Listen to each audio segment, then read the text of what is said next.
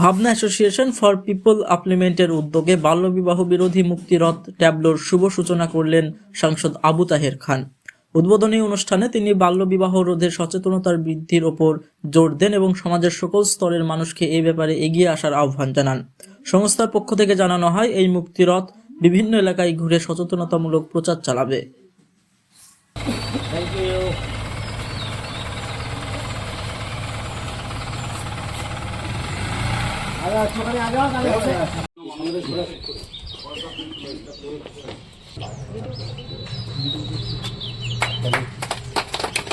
আমাদের তরফ থেকে এটা মেসেজের গাইডের সামনে একটা ব্যানার লাগা দেবেন, ঝান্ডাটা কতদিন থাকবে এটা পুরো জেলা ঘুরবে।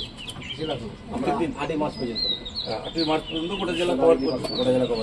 স্যার এটা আমাদের তরফ থেকে আপনাকে একটা মোমেন্টো, একটা আমাদের ডায়েরি, এটা স্যার আমাদের প্রতি বছর সেই যখন আপনি টেবিলের সাথে থাকাকালীন সময়ে আপনারা কোটায় যেতাম তখন থেকে মসজিদে প্রোগ্রাম সব প্রোগ্রাম এই ইভেন্টগুলো কাজ করছে তোমার সাথে কাজ করে।